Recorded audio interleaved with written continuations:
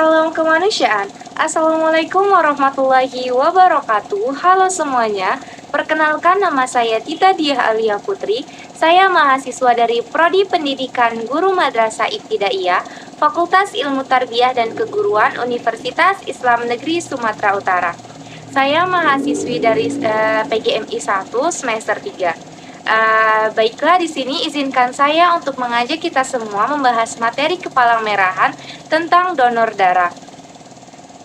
Jadi, donor darah itu adalah kegiatan sukarela yang dimana seseorang memberikan darahnya untuk disimpan di bank darah, yang kemudian akan digunakan bagi mereka yang membutuhkan transfusi darah.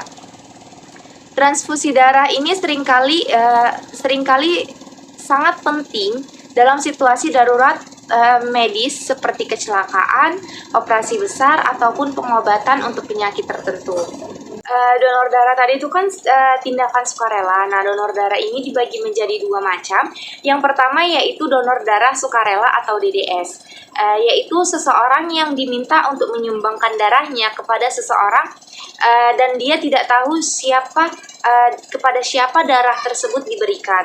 Kemudian yang kedua ada donor darah pengganti, ya, atau disingkat dengan DDP, yaitu seseorang yang diminta untuk menyumbangkan darahnya kepada seseorang dan dia tahu kepada siapa darah tersebut diberikan.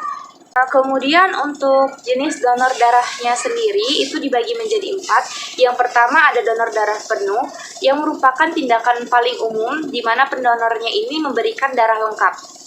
Darahnya ini mengandung trombosit, sel darah merah, sel darah putih, dan plasma. Kemudian yang kedua ada donor plasma, yaitu di mana komponen cair dari darahnya ini mengandung protein dan antibodi yang diambil sementara sel-sel darah lainnya dikembalikan ke tubuh pendonor.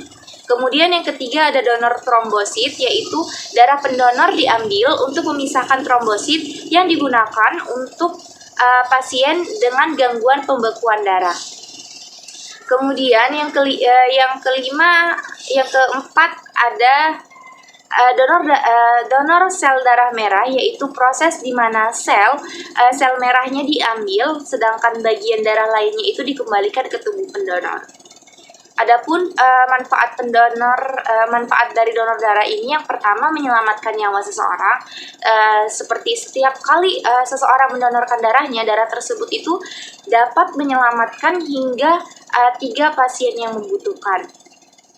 Kemudian yang kedua menjaga stok darah di bank darah, yaitu terutama pada saat darurat seperti bencana alam atau kecelakaan besar membutuhkan dana yang melonjak. Dengan melakukan donor darah secara teratur, stok darah di rumah sakit ini dan bank darah selalu tersedia. Adapun manfaatnya bagi pendonor ini, yang pertama itu deteksi dini penyakit. Jadi setiap pendonor darah ini akan diperiksa kesehatan yang terlebih dahulu sebelum mendonorkan darahnya, sehingga pendonor dapat mengetahui kondisi kesehatan dasar mereka seperti tekanan darah, kadar hemoglobin, dan adanya penyakit menular. Kemudian yang kedua menjaga keseimbangan zat besi. Pada beberapa orang, donor darah secara rutin dapat membantu menurunkan kadar zat besi yang berlebihan dalam darah, yang bisa berdampak buruk bagi kesehatan. Yang ketiga, adanya menjaga kesehatan jantung.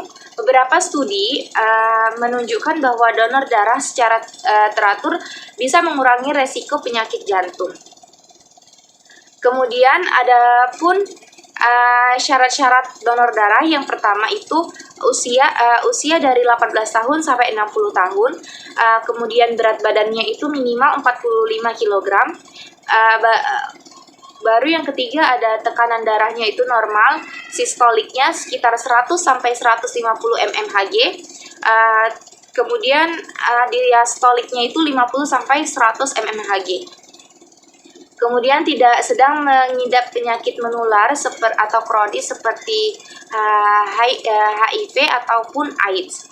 Kemudian sudah makan minimal 4 jam sebelum donor darah. Adapun resiko atau efek samping dari donor darah, yang pertama itu terjadinya pusing dan lemas. Hal ini terjadi karena berkurangnya volume darah sementara. Kemudian, memar atau nyeri di area tusukan jarum. Efek ini biasanya tidak serius dan hilang dalam beberapa hari.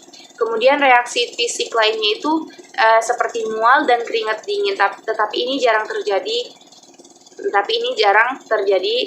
di sekitar kita. Sekian yang dapat saya sampaikan. Wabillahi taufiq wal hidayah. Assalamualaikum warahmatullahi wabarakatuh.